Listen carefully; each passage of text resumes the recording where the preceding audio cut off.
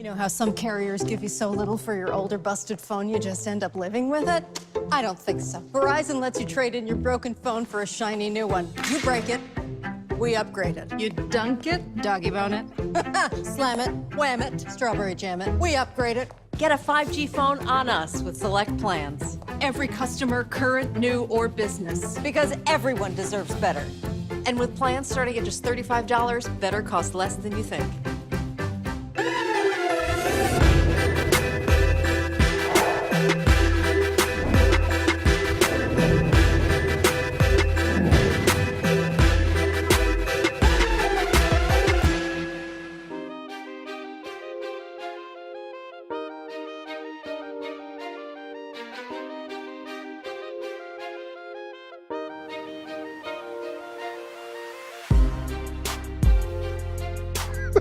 So before the interview started, we talking about I cannot stand ash. So Glynn goes, he said, I knew something told me. I'm telling you, if I looked over and I saw some ashy knuckles, I'd been like, hold up. Get that bottle out of my bag right now. My wife won't let, she knew I was coming on the interview. Next thing I know, there was a travel bottle of Nivea. Hey, dog. Sitting right on the dresser. Okay, I got the message. Bruh. Yeah, I am. Okay, is this good? Can I go? You good. Can I go now? Yeah, go ahead. Can you write? We call them ash check. It's an ash. not ass check. Not an ass check. An ash check. Okay. That's right. Okay. You can't. I'm Look, my nieces, my wife, right. I don't even care what y'all wearing. I'm gonna look at them elbows, ankles, and hands. That's it. That's right. That's it. Oh, Doc, how you doing? I'm good, baby. I'm good. It's good to see you. Yes, sir. Yes, sir. You're looking good as always. You know, I'm just, y'all don't understand. Now you looking clean. This is how he comes to the golf course. He's dressed like this on the golf course. You know what they say? Look, you can play well or look well. I prefer to play well and look well. See, I'm trying to hurt your feelings with the final score and the outfit. And the outfit. Right. In fact, I don't even like, it's so funny, y'all. So Glynn sitting in one of these tennis shoes. I hate tennis shoe, golf shoes.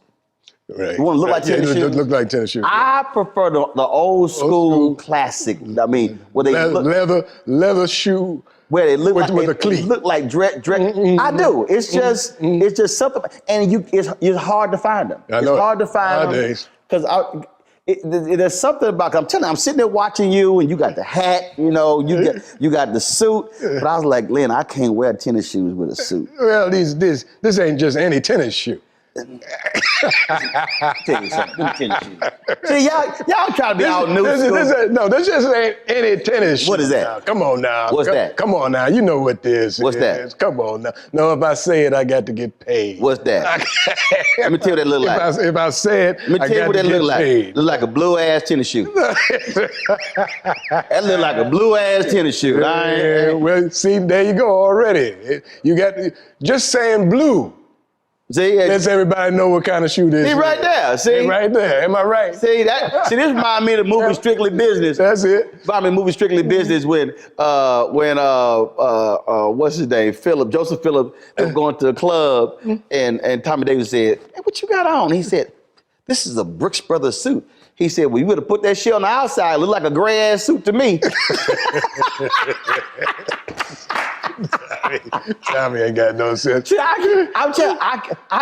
can't. I am incapable of wearing athletic shoes with a suit. That's how I am with a baseball cap and a suit.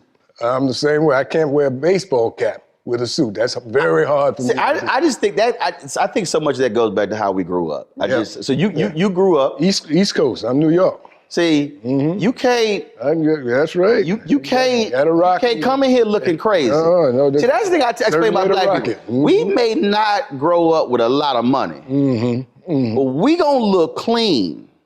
For sure. That was something. What was for you? Was that? Family and friends. You didn't play. Hey, I was ironing my clothes at 9 and 10 years old. Starch. That's it. Yeah, are you kidding? Hold up, and you. Argo. Come on, see, everybody don't understand creases. See what I'm saying? See, Don't know how to line it up. no. Got to know how to line it up. I was doing that at 9 and 10 And years then if old. you didn't line it up right, we gonna iron out the crease that the with old the water, crease. with the water, you gotta hit them. Come on, You gotta hit it with that water. See, see right there. What was that? What move was that? Y'all know that move. See, that's why it's hard for me. Mark Lamont Hill hit me. He said, Roland, he said, man, have you ever just gone out? He said, jeans and a t-shirt. I said, hell no.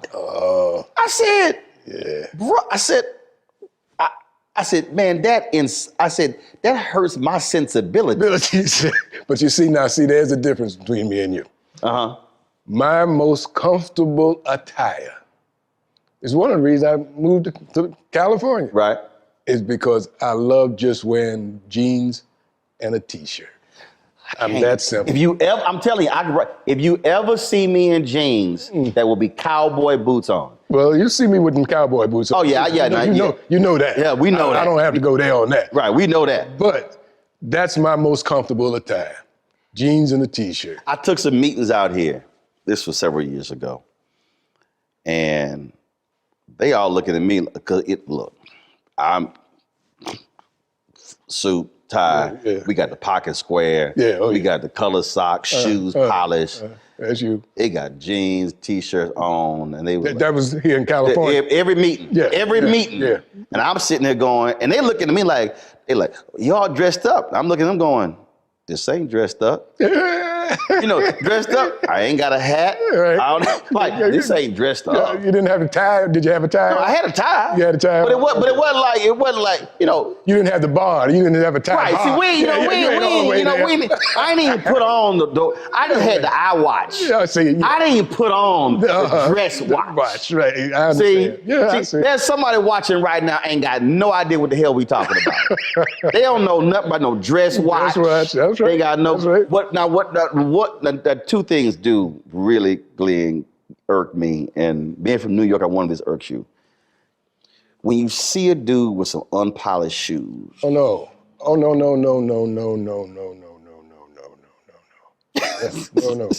No. No, I don't care if you got on jeans. I don't care what you got. You can wear short pants. I don't care, but you got to have polished shoes. Your shoes have to be polished. I used to polish shoes for a living. I was a shoe shine boy. Oh yeah, no, yeah, you can't. Yeah, you can't. I bet cats walk up and you looking like. Scuff marks. Right. That's right. Like what? You didn't see them scuff marks when you put them shoes on? What? I'm telling you, the other one for me is What's that? I cannot handle unhemmed ass pants and sleeves. I was in Chicago. I was in New York. We were walking down the street, and these young brothers came my way. Let me holler at y'all. Because see, I will give you leeway if you under 18, because you're still growing. Okay, so we all know, mom and dad are gonna buy you that extra large ass suit so you can grow into that suit. Right. I said, I get it. I said, let me holler at y'all. I said, man, how old are you? But he was 20. I said, bro, that's too much cloth at the bottom of you. I said, I need you either have a cuff or I said, you got to get them things hemmed. And then the sleeve, if that sleeve hit the middle of your palm, wrong. You need to be slapped. I can't. Sorry. I would tell people. Yeah. Okay, now I'm gonna try this on it. Okay. Have you ever been shopping and you saw a brother about to buy an absolute whack outfit, and did you prevent him from? Did you say, brother, let me holler at you? You ever did that one, Glenn? No. Are you serious? No. Are you sick? No, I have not. No, I have not. But you've seen somebody about to buy something that I wouldn't buy, and you out of sense of brotherly love did not intervene. No, it's just that, to each his own. I wouldn't do that. I can't do that, Glenn. You got to intervene. Glenn, I can't do that. I can't do that, Glenn. I can't. It's to each his own. Glenn, I can't. Maybe he sees something I don't see. As a black public service, I cannot do. I'm telling you. I was in the store and the woman was a clerk and this brother and I was sitting. I'm trying to avoid my peripheral and I was kind of like, shit don't go together. And I was like, and I'm trying to buy this tie and I'm like, say, bro, let me have. I can't let you walk out the store with that. No, you just can't. Get your eyes. I said, I can't. I said, I can't. I said, look, she don't know what she's doing. I said, she just trying to get this safe. I said, I can't do this. But your best, she ain't looking out for your best. I said, I can't. I said, I can't have a bunch of women out there laughing at you when they see you walk into the church. I said, I can't. Can't do it. I said, bro, that don't go together. Yeah. I completely, I said, I need you to get rid of that. I need you to get rid of that. Oh, no. I said, this shirt, this tie, this jacket, pocket square. Bro, did he do it? Oh, hell yeah, he did. He did? He was a brother. Uh-huh. We had Nordstrom's. White guy. I got a problem when women shop for men, which means that man ain't been trained right. And so we're in Nordstrom, and this dude probably, he was in his 30s or something. His mama. I'm like, your mama shopping for you? I'm trying to mind my business. See. And I overhear the conversation. And so this is what you hear. I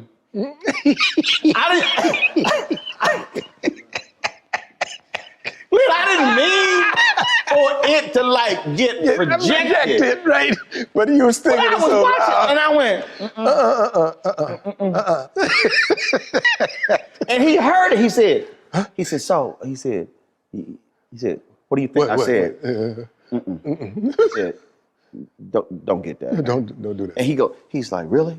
He's like, well, my mom, I said, let me ask you a question. Your mom ever make any men's best dress list? He says, no. I said, I have. Put that shit down. You need to get that. See. I said, but don't walk out there with that damn outfit right there. I said, I don't care what your mama say. That does not look good. Like, oh, man, she overheard. She bought the look on. She was hot. I was like, don't listen to your mama. Buy that tie. I'm telling you right now. I just couldn't. But here, I can't. Hey. Well, you see, you are one of our major custodians of style. That just comes with being who you are. Everybody expects that of you. You see what I'm saying? Now, I might have got cussed out. See, but nobody gonna cuss you out because you know what you're talking about. I need help. I ain't gonna lie. Every once in a while, my wife will say, no. Oh, no. No, don't go out there with Really? that. Oh, yeah. Oh. Yeah, every once in a while. My wife got. No, she is. My wife has absolutely zero input. No. No. And I appreciate the help. I appreciate the help. I can't. In fact, she comes to me. We went on a cruise, true story. I know y'all probably like, when they gonna get to Glenn's career? We gonna get there. But he can't come here looking all clean and everything. Glenn, straight up, we shopping. So we go on a cruise. So we sitting in the store. Doc, now, this is me. Yeah. She trying clothes out. Right. Yeah. Do that. Yeah. So the sales clerk, she come over here with some stuff. I said, I'm sorry. Did I ask you to pick out anything? No.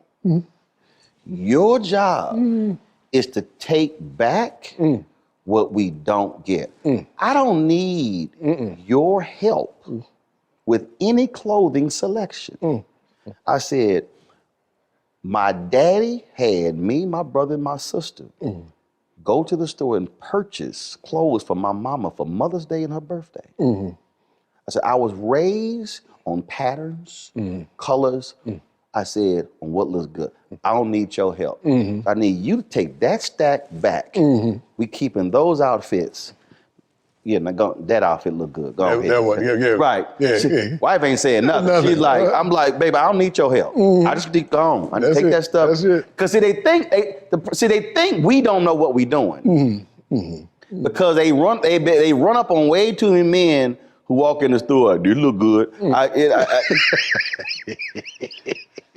Cause see, I had a black man who was like, son. Mm-hmm. He wouldn't let me walk. He wouldn't let me walk out the house when it was in style where you had penny loafers and no socks. He said, no, your ass ain't walk out the house with no socks on. No, you got to put socks on. So we put the socks on and we took them off. We got in the car. We went, but he was like, your ass ain't walk out the damn house with no socks on.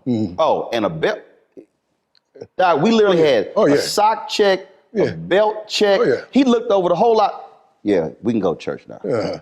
Oh yeah. See, so that's hey, that's in your DNA. That's how I was raised. And Glenn, one of the greatest moments ever in my life was taking my dad shopping for Father's Day.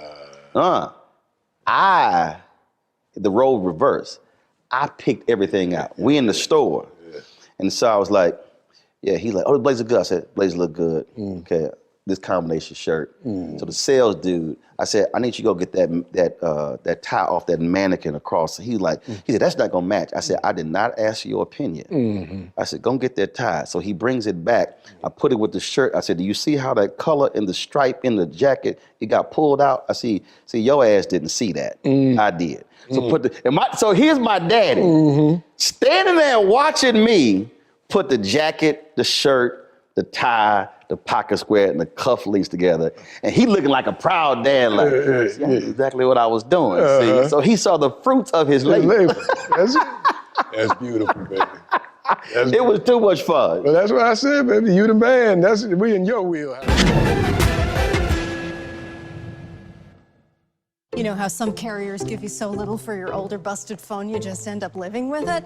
I don't think so. Verizon lets you trade in your broken phone for a shiny new one. You break it, we upgrade it. You dunk it, doggy bone it. Slam it, wham it, strawberry jam it. We upgrade it. Get a 5G phone on us with select plans. Every customer, current, new, or business. Because everyone deserves better. And with plans starting at just $35, better costs less than you think.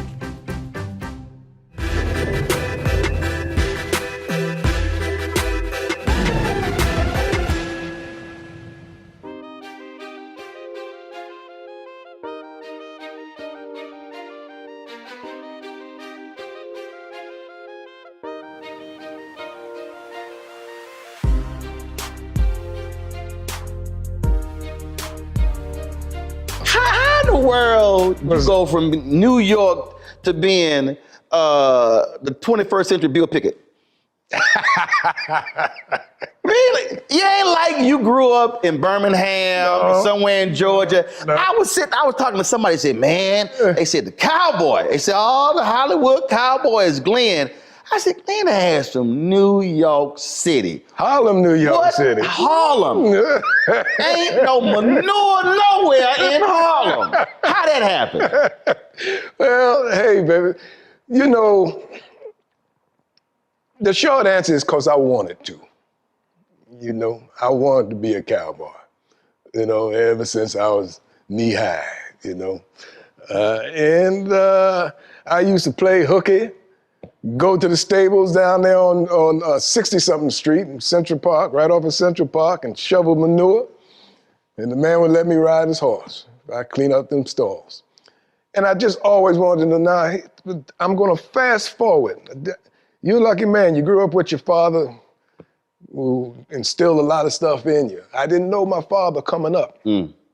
Later, I got to know my father after I became a young man, 19, 20. And started learning about that side of the family, his side of the family. Come to find out, his father, my grandfather, who I never met, had horses and land, property. So that was in your DNA. It was in my DNA. He was a man from Georgia. The family, the land is still in the family. And it was in my DNA because, as you know, I've got the ranch and horses and all that, but I did all that before I knew that family tree line. So it all came kind of natural. What is it about, both of us love golf, we played together. Y'all gonna laugh, I had the music going. Glenn was like, we gotta turn that music down. Cause I can't have soft music. No. Yeah, well, no, well, yeah, see, but if there's a volume limit on the speaker. You got everybody out there like this, over the ball. Come on, but golf is rhythm. Come on now, Black. Come on, it's rhythm. But at some point, you got to focus on. You can't be listening to Luther. Oh, yes, you can. Because it's all about. First of all, it's also, you know. See, part of the problem. See, this right here is part of the problem with the golfers. They sit there, you know. Yeah. They're like, you know, they're all rigid and everything, and they want to dress. See, we got to.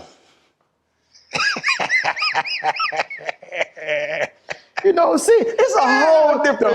The whole thing. It is the whole thing. You're right. It's a whole... So even if you don't make the shot, you look good. I mean, you know... It makes sense. You know how we roll. This is how we approach the ball. So, you know, you got to have a little... You got to have a little something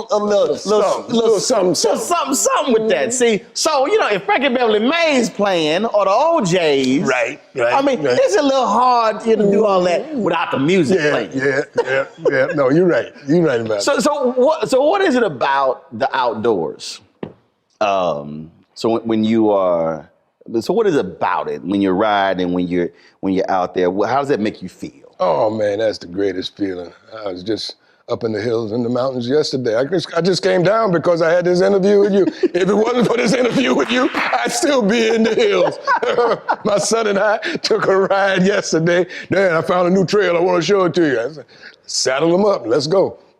And we hit the high country and just had a great time yesterday. See, I have not ridden in years. I met a sister, Cedric and Tina's Golf Tournament. She owns a riding academy. Oh, yeah? And she would be talking, I said, I have not ridden in years. Well, come on, man. But you just come in, do the thing, and then cut out. You know, I'm trying to get you to spend some time, man. Spend some time. Let me grab you and take you on up to the ranch, man, put you on a horse. Okay, get you up into the mountains there where you can see. We'll do that. We'll absolutely do that next time because I'm back. No, we'll absolutely do that. See, I'll put on a day, I'll put on an extra day. Yeah, okay, but here's what you're gonna have to do though.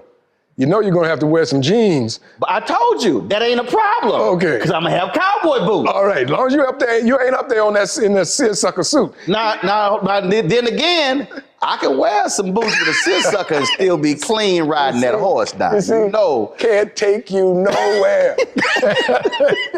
You don't know how to act. I mean, because that might have to be a picture on that horse now. So, it's gonna be the first time they say the first Negro in a seersucker pair of pants and some cowboy boots on top of a horse. I mean, look. If you want to rock it, it's you, baby. But I'll do it because I got about 15 pair of cowboy boots now. I'm native Texan now. All right, yeah, because you're from Houston, right? Born and raised. Yeah, all right. Born and raised. Yeah. Born and raised. All right. So how did you? So here you are. You're in Harlem, and then this love affair with horses. Where acting come from? Where did this? What happened? Acting came to me through a relationship my mother had with a wonderful, talented woman by the name of Lorraine Hansberry. Your mother knew her? Yes. Lorraine Hansberry wrote A Raisin in the Sun. Mm-hmm. And we had moved from Harlem to Greenwich Village in the 50s. And that's where she met Lorraine Hansberry and James Baldwin and Miles Davis and all. What'd your mother do? My mother, she was a postal worker. You know, she worked in the post office. She was so she wasn't in the art. She wasn't in any of that. She wasn't. But I think she always liked that world. I think if she could have realized some of her dreams, instead of having to feed me, that she might have dabbled in that. But she didn't. So she crossed paths with these. And she crossed paths with these people because the village at that time, Greenwich Village at that time, was a icon for very intellectual and very artistic people, and so her friends were of that ilk, and so that's where I got to know all of these people. I mean, these people were in our small apartment. The apartment wasn't any. Wow. Wasn't, there's nothing in here small enough to demonstrate how small my look around like, I can't even give y'all an example. No. Maybe that patio right there? No, that's too big. I'm trying to tell you, you think I'm kidding. But that small space, some of the most brilliant minds of our time crowded that small space. And was there in intellectual conversation that I was privy to as a kid, but, you know, of course, paid no attention to because all I wanted was for one of them, you know, Uncle James Baldwin, Uncle James, give me a quarter because the ice cream man is downstairs. I want to go get a quarter, you know. I want some ice cream. You know, here, Glenn, here, go get, you know, that kind of thing. So that's all I was interested in. I didn't know that these minds were that. Right, it was like, you like, damn, Uncle James Baldwin. Yeah. James Baldwin. Right, you see what I'm saying? Lorraine Hansberry, you know. And so when Miss Hansberry wrote this play, she told my mother that there was a role for a little boy in it, and would I be interested in auditioning?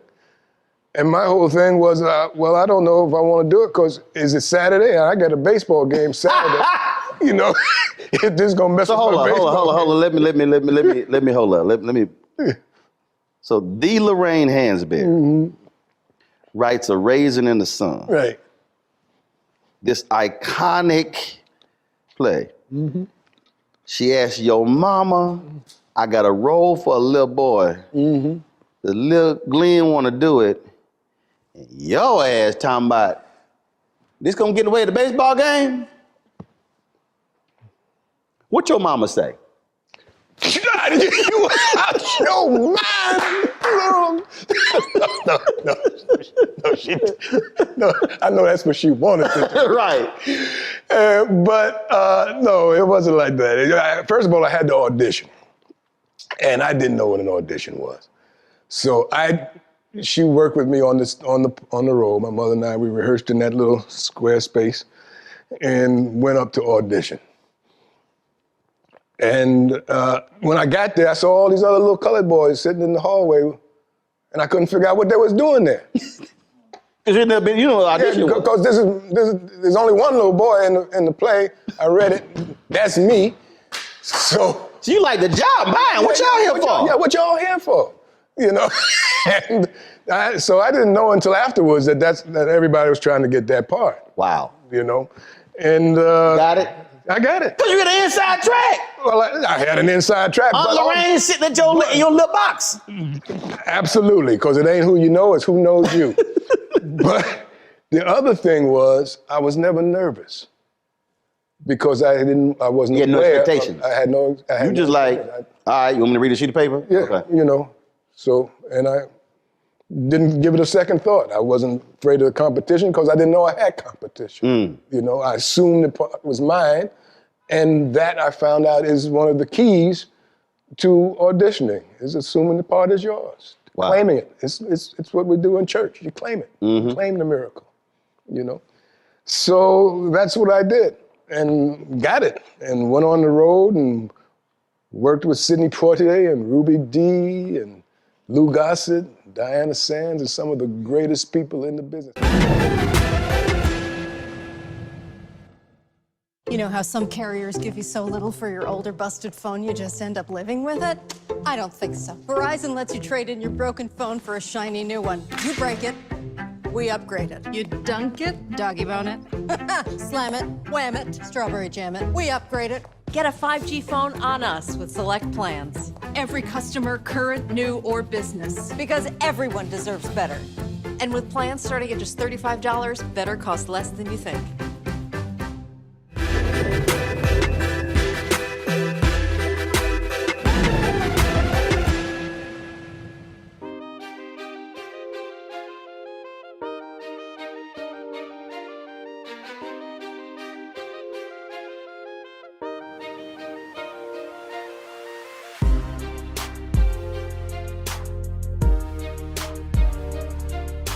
One of the great things about the business, people always talk about, you know, the fame and the glory and all that kind of stuff. But that's secondary to some of the other things of like who you get to meet. That's right. In this business. That's right.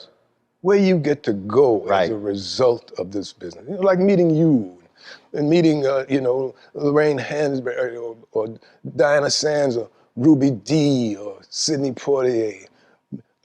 I met Dorothy Dandridge, you know, and Pearl Bailey, you know, and some of the greatest people that you ever met. Sammy Davis Jr., you know. Now, these are names that maybe some of your viewers don't even remember, you know. But we're talking about at this iconic time. people. But these are iconic people. And you're remembering just the conversations, just the fun, just not this the work, but just the stuff that's off screen. Yeah. Stuff.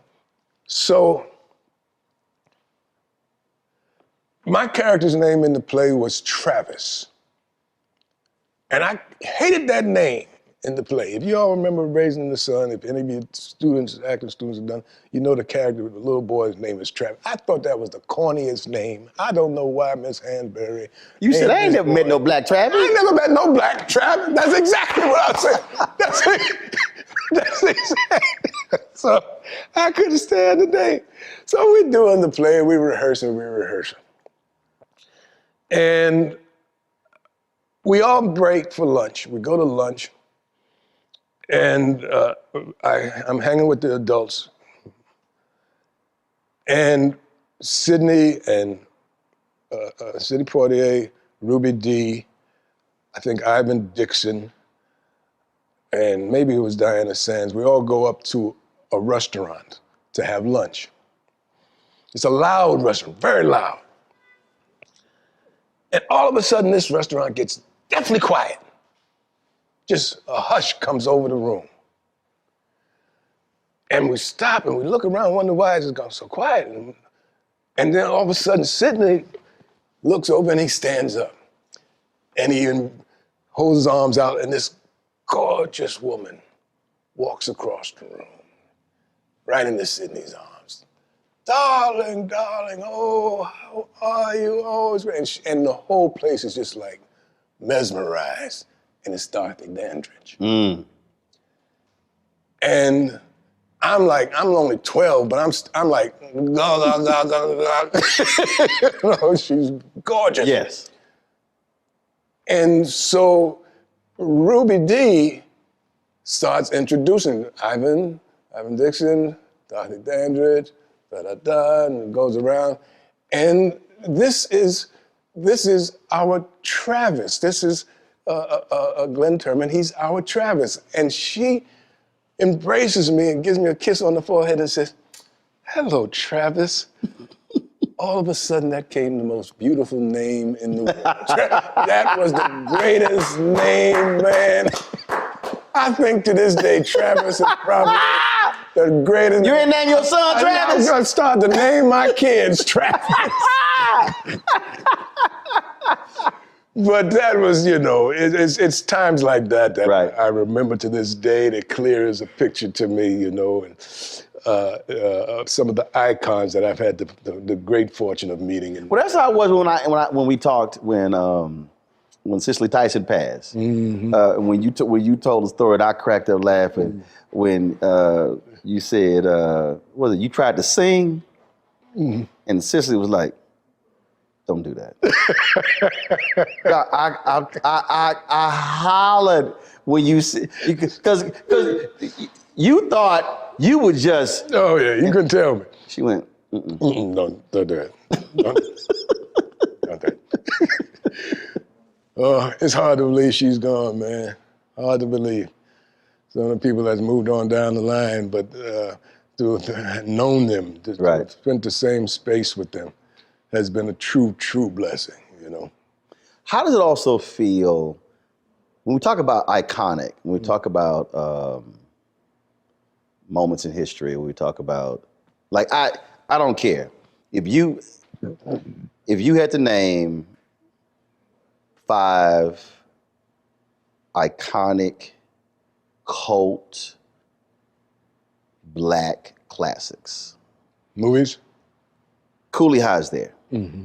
But then you also are connected to, in another generation, a historic cult classic, A Different World. Different World, yeah. So talk about that Cooley High being young Glynn Turman. Mm-hmm. And then a whole different generation with A Different World. And then now with people being able to repeat shows and it going over, and they're seeing over and again. And so now you sort of have this multi-generational impact. Yeah. Yeah, it's kind of crazy. You know, the thing with Cooley High was, Cooley wasn't my first movie. I think my first movie that I had a featured role in was Five on the Black Hand Side. Cooley High was a giant step in my career. Because, and this is how I knew. Now, I grew up, like I said, from Harlem, grew up in the West Village, but my mother had two sisters. And one of them stayed in Harlem, and the other moved to the projects, the Smith projects down in lower Manhattan. So I spent equal time pretty much in these households.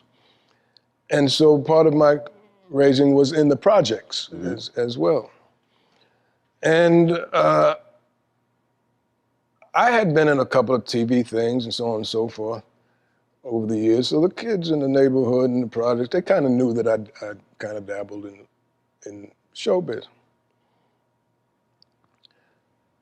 But when Cooley High came out, that weekend, there was a commotion in the hallway. Now, you know, the projects, you can hear everything, you know, everything echoes. And we heard all this commotion in the hall. And my aunt said, what is that noise? What are they rowdying? What's all that? Who's cutting up in the hallway? Went to open the door, and the entire floor was jam-packed. People all up and down the hall, all down the stairs and everything. Preach, preach, preach, we want your autograph. I said, what y'all talking about? Jimmy, nigga, what you want? What you doing here? All of a sudden, I had gone from this person they know, everybody knew me in the project, to this other person, to preach, you know, and to Cooley High. All of a sudden, the whole dynamic of my existence had changed as a result of that one film. What do you think it was? Because it told their story. Right. You know, and they knew their story, and it wasn't a lie. And I was representing, those of us in the movie was representing their story. And they were proud of the story that we were telling. Everybody was proud of that story. It was a story that we were glad for the rest of the world to get in on, so that the rest of the world could look at us in a different light and know that we had, even if we were hustlers, you know, we still had mamas and daddies, you know, and little brothers, and, you know, our dreams and aspirations were filtered through even all of the negative things that we had to go through. That's why the dream of Lawrence Hilton Jacobs' character, Cochise, was so important, because we all had in our neighborhood some Cochise that we couldn't wait for him to make it, you know. I'll never forget going to Lou Alcindor's send-off party in the projects, another project uptown. Lou Alcindor, before he became Kareem Abdul-Jabbar. Yes, indeed. We came up to his party and crowded that same hall just like that for his send-off party. Wow. Because he was going away to UCLA to represent all of us in the projects. You know, so that was the biggest thing that was going on. And we didn't even live in those projects. He represented all projects. He represented all the projects in the city, you know. It was the same kind of thing, you know. Go for us, do, we're behind you, you know, represent, you know. And I think that that's what Cooley did, you know, what Cooley High did. And I think that that's why it was so iconic. You know how some carriers give you so little for your older busted phone you just end up living with it? I don't think so. Verizon lets you trade in your broken phone for a shiny new one. You break it, we upgrade it. You dunk it, doggy bone it. Slam it, wham it, strawberry jam it. We upgrade it. Get a 5G phone on us with select plans. Every customer, current, new, or business. Because everyone deserves better. And with plans starting at just $35, better costs less than you think.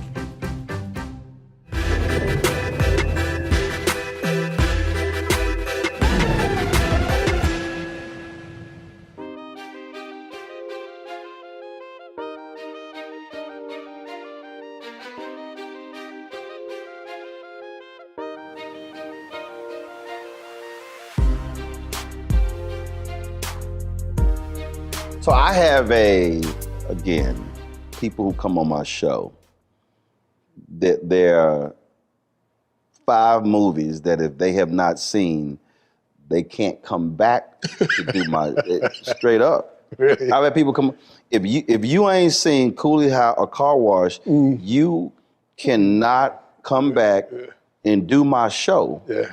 Unless, I pull black cards. I do. I'll bust you on the show.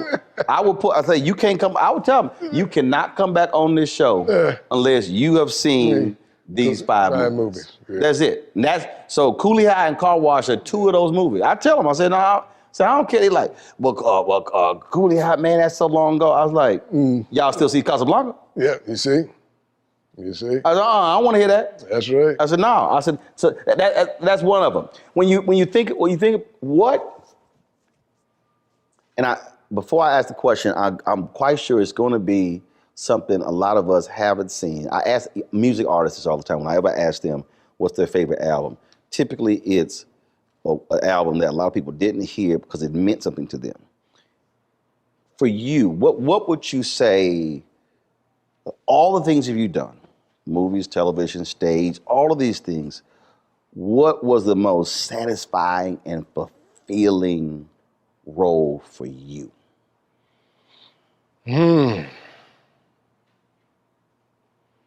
Well, I've been blessed to have been a part of some wonderful, wonderful projects, bro. We started out with Coolie, which was a satisfying, wonderful role. It had a combination of everything: comedy, adventure, tragedy. So I was able to play all those notes in that,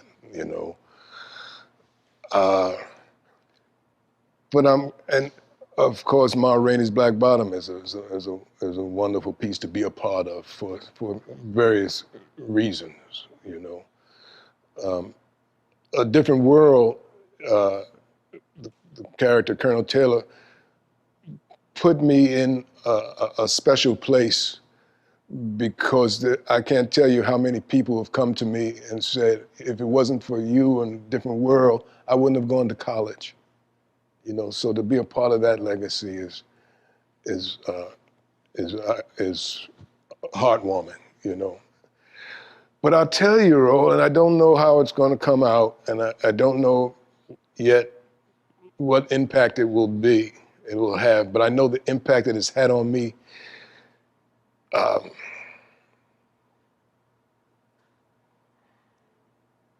Playing a character named Mose Wright in a project that I just finished not too long ago. In a series called Women of the Movement. And the first series is about the Emmett Till story. And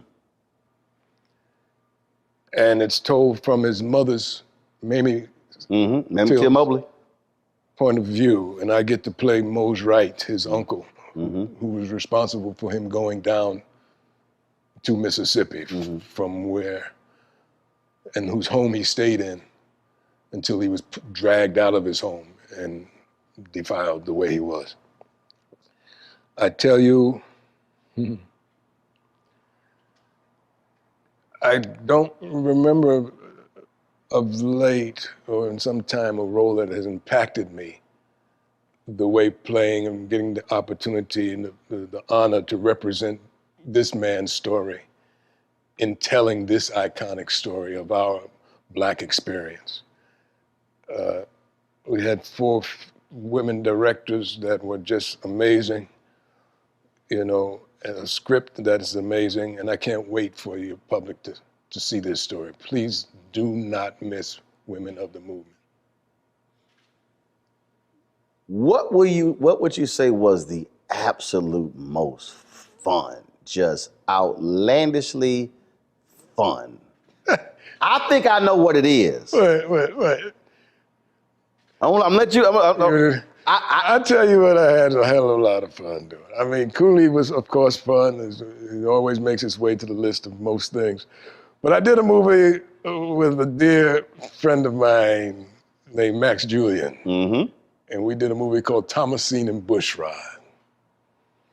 And I got to play a Jamaican or West Indian cowboy named Jomo. And Jomo was bad. You know, Jomo was a bad dude. And we had so much fun with Vanetta McGee, Max Julian, Jason Bernard. I just had a great time doing that film. I would say, again, outside looking in, your character on House of Lies is Don Cheadle's daddy. Oh. You acted a fool on that show. They did not let you play the old black man. You like, now look, you were a little frisky. I got a little frisky. got a little frisky on that. House of Lies with Don, you know, Don was just great, and we had so much fun together, you know, and I was honored when he asked that, you know, they asked who he wanted to be his father, and he chose me to play the role, you know. And we just had a great time, you know. Kristen Bell, she's a sweetheart, you know, and a wonderful, wonderful cast, you know. And I got to direct all of their webisodes. They did several webisodes for that show, for Showtime. And I got to direct those, so that's always, you know, a nice bonus thrown into the cake, because that's what I do as well, you know. What have you not done that you would want to do? I'm working on my Western. I haven't done my Western. I'm working on that. Really? Yeah. Now we got... We're getting close to it, too. So it's a Western. It's a Western. It's a good old-fashioned Western. Because we got, you know, sitting on the other side of that wall, Mr. Posse over there. So, but you said my Western. What's unique about your Western? My Western is steeped in things that they not necessarily do anymore. In other words, John Ford, great director. One of the major characters that was always in a John Ford movie, along with, you know, John Wayne and, you know, Ben Johnson and all those other iconic guys. One of the stars of their shows was the backdrop. Yep. The scenery. The scenery. Yep. Was the life on the range, was the dust, was the wind, you know, was the grime, were the twisters and the tumbleweed and all the things that, you know, if you ever spend any time on the range, you've got to come to terms with. You know, those elements will interfere with your plans, enhance your plans, destroy your plans, put your plans on hold. You know, you're at the mercy of the land. You're at the mercy of the land, you know. And that's grit. That's true grit. And when I do my Western, that's part of the world that I will be addressing. You say you're close. I'm close. For a person out there who is in this business, who wants to be in this business, what do you tell them that they must have in order to make it not a quick, successful career, but a long, fruitful one? What do they need? My quick answer to that is an old saying I've got. It goes, a lean dog runs a long race. But all I mean by that is try and carry as little baggage as possible. Especially up here. Don't give yourself any unnecessary baggage. Because, first of all, you never know when opportunity will present itself. So you've got to stay ready to keep from having to get ready. And if you've got to... Right. It's clutter. Okay, get all that clutter out of the way. It's hoarding. The chance is gone. It's hoarding. It's hoarding. See, I tell people, I'm not a sky cab. I don't carry luggage. Yeah, see.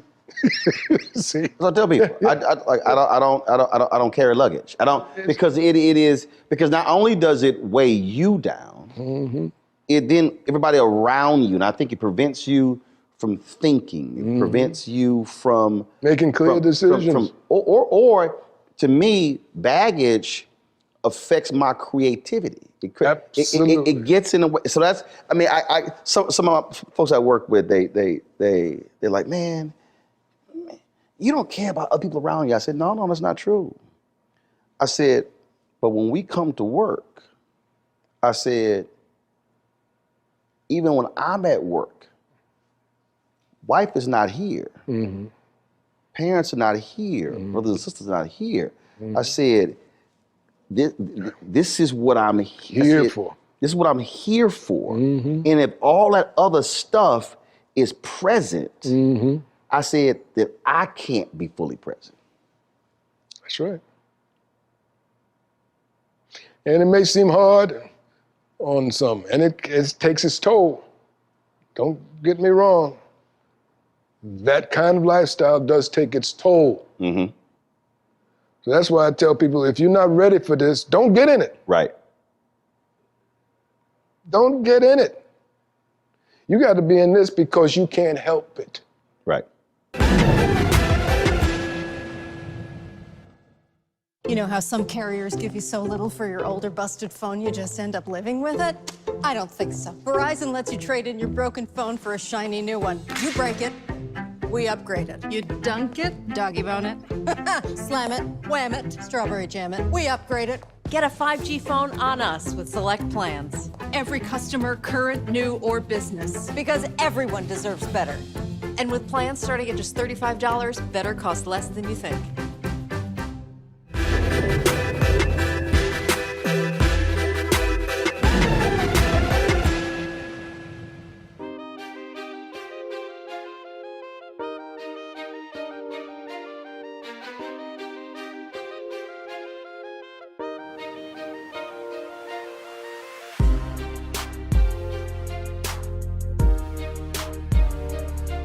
Tashina Arnold said after Martin ended, she said it was another decade before she got another sitcom. She said, oh, I thought when Martin ended, I was going to go to the next one. She said it was a decade. Yeah.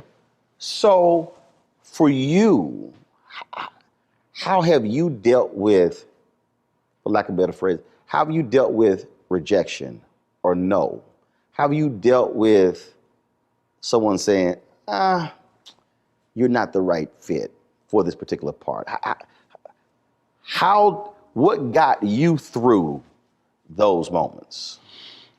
Well, it's First of all, I spread it around and made it look like a big act.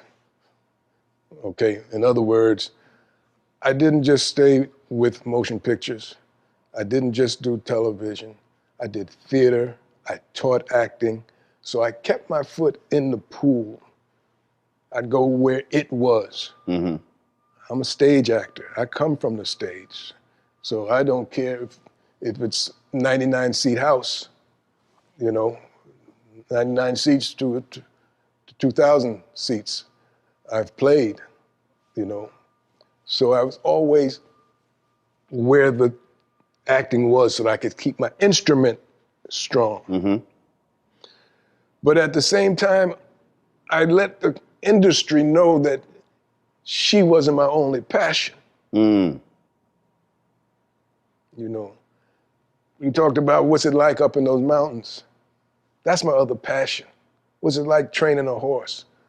What's it like raising my kids to appreciate the outdoors? What's it like doing rodeos? And what's it like doing a summer camp and bringing kids in from the inner city who've never been outdoors and had that opportunity? What's it like presenting that? So I spread it around and make it look like a big act, in that my passion is not tied up in, I'm not defined by this one thing. I have the talent, thank God, that's been given to me, but the perseverance that goes with that or that serves that talent has to be adhered to, has to be nurtured, has to be fed. And it's fed by my other experiences. You see, if I'm just in the world where I'm surrounded by just people in the business, say, well, where do I draw my next character from? But if I'm at a rodeo and I see a cat over there, and he's got on worn down boots and he's got on, saggy jeans, and there's a character. There's a character I can study. There's a character I can get to know. There's a character I might have to play one day. Mm-hmm. You see what I'm saying? So I'm always in the business, but I'm not always of the business. Mm-hmm. And that has helped me keep some sense of sanity, and I guess that's as good an answer as I can give to that question. How'd you meet Aretha Franklin? Aretha and I met as a result of a friend of mine named Ben Vereen, whom uber talented. You got that right. Who went to high school. He and I went to Performing Arts High School together. The Performing Arts High School is now called LaGuardia. Back in the day, it was on 46th Street. And Ben and I went there. And we remain friends to this day. And he was performing at a benefit for Jacqueline Onassis at the Mark Taper Forum here in LA.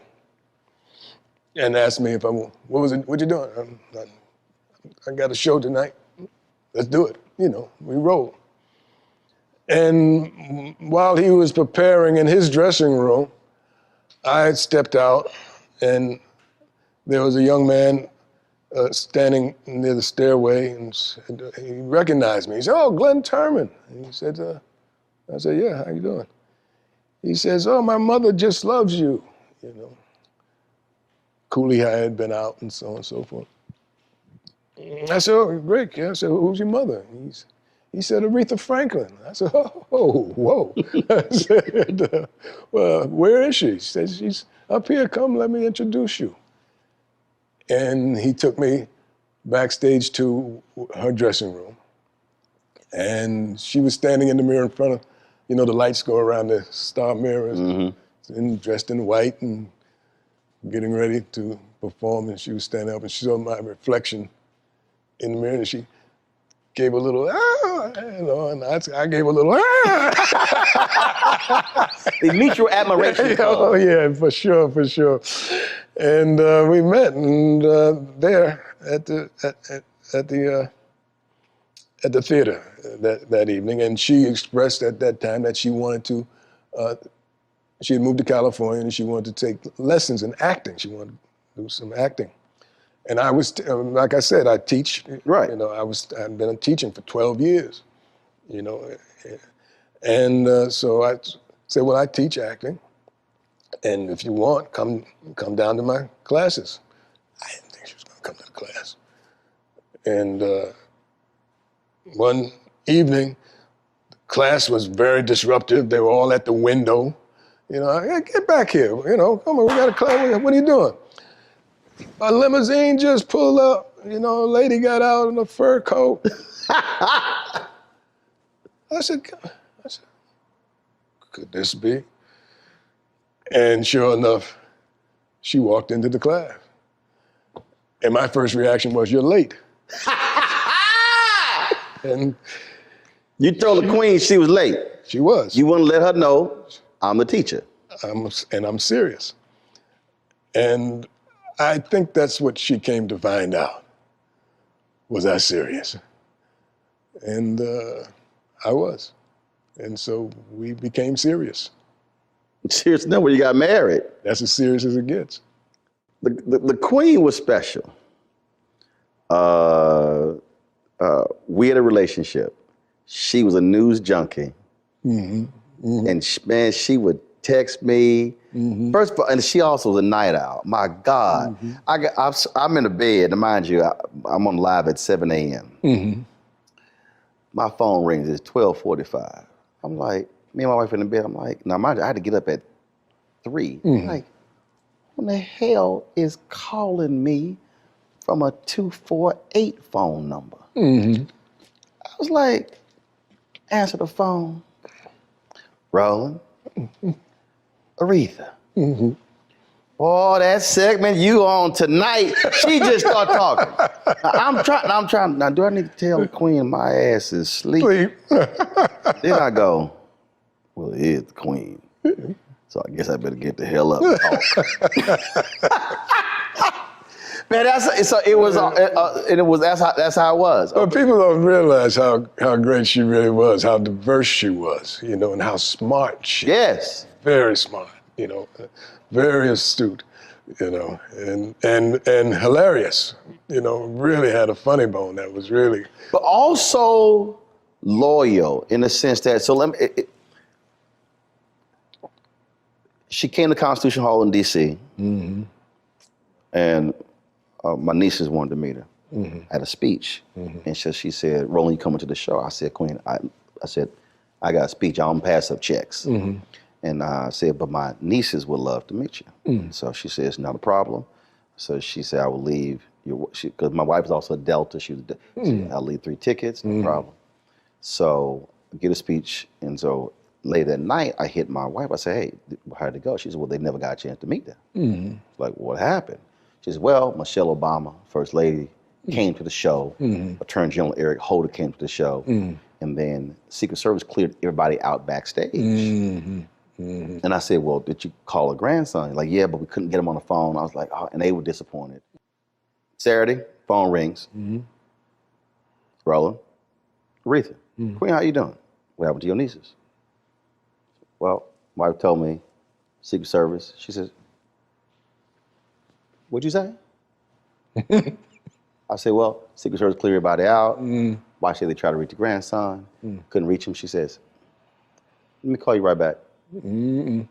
Somebody in trouble. 10 minutes later, she come back. I was finished cussing out my grandson. Mm-hmm. And she said, I want to apologize to him what he did. And I made clear to him that I don't care if the First Lady or the Attorney General or the President of the United States comes to my show. If I tell you to take care of guests and I want to see them, you are to take care of them. And she said he should have answered his phone, and he should have brought them back regardless of what the Secret Service had to say, because it's my show. And that's that. That was the queen. That's that. I was like, Ro, wow. We're in London.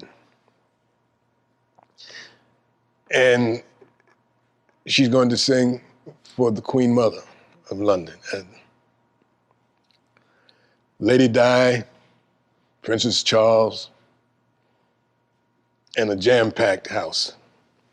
Sammy Davis is hosting the show. Queen Mother is in the booth up there. Place is jam-packed. And Sammy comes on and he says, ladies and gentlemen, you know, you have your royalty here. Queen Mother, Prince Charles. But we have royalty in America as well. We have the Duke of Ellington. We have the Count of Basie. And ladies and gentlemen, we have the Queen of Soul. So Aretha Franklin brought the house down. Wow. That's how he introduced her. Wow. Brought the house down. The Queen Mother and everybody had to stand up. The Queen Mother had to stand. See,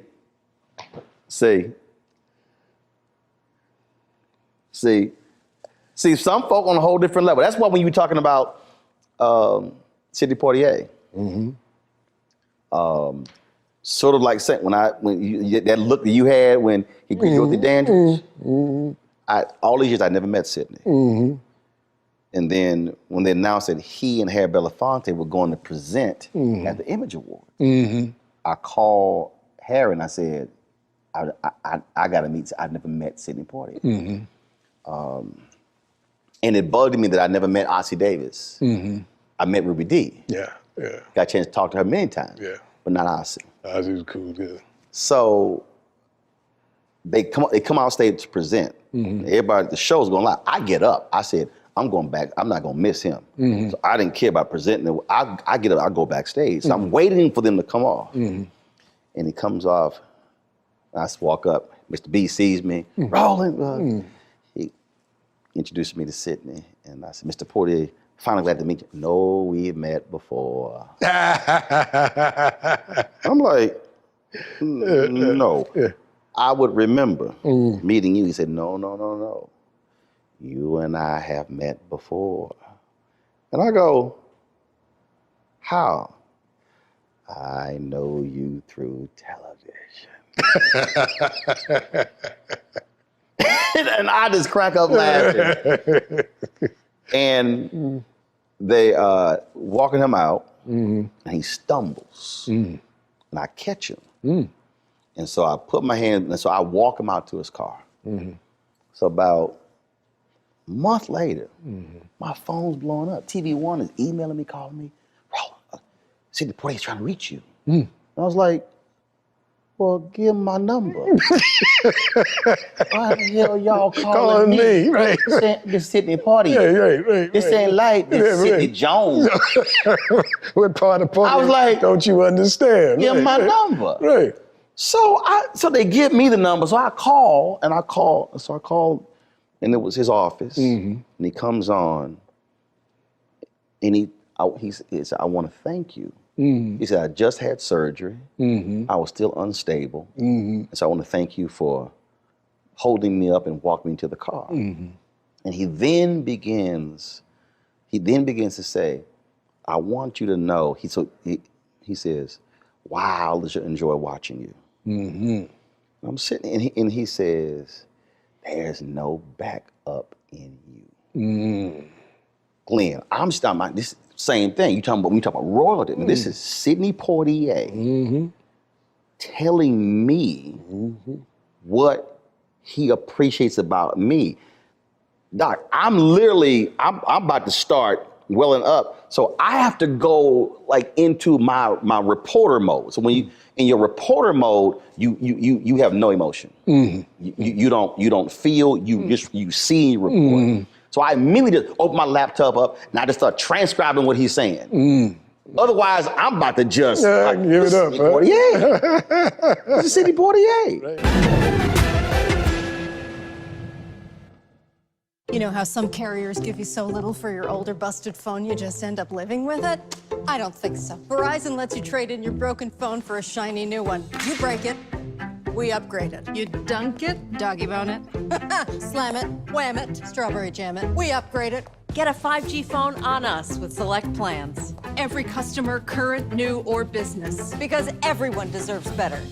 And with plans starting at just $35, better costs less than you think.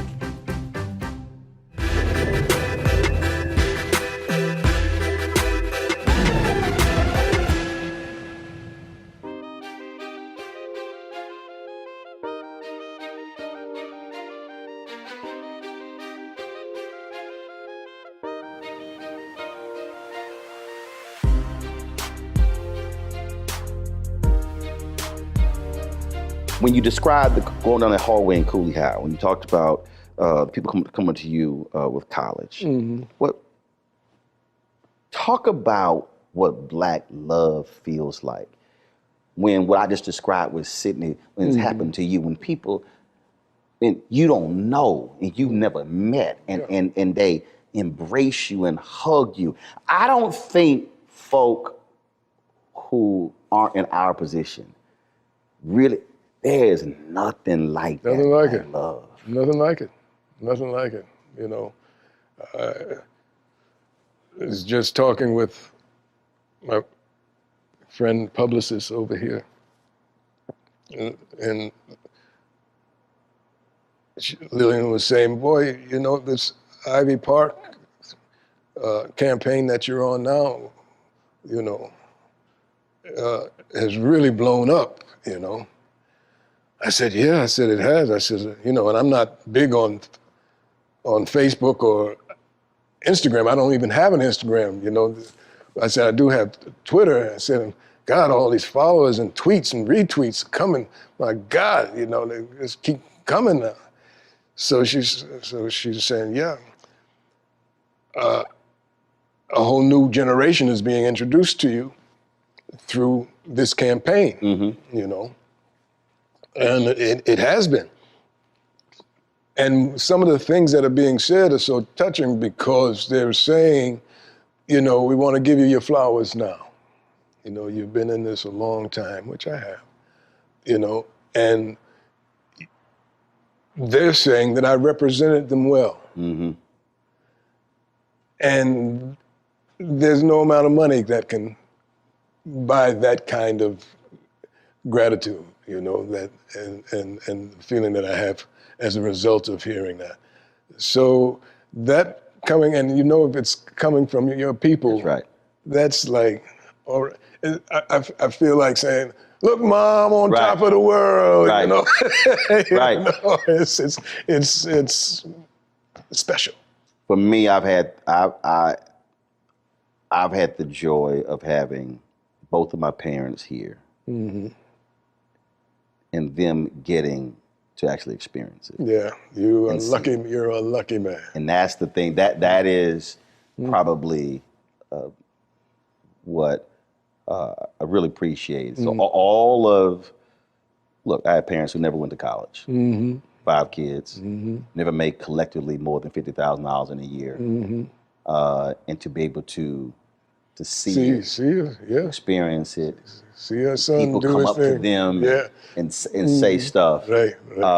That for me a lot of times is even more important than when absolutely to me that they get to feel that and experience. Absolutely. Well, my mother put me on this track. As I told you the story is how that happened, you know, and she didn't live to see the outcome, you know.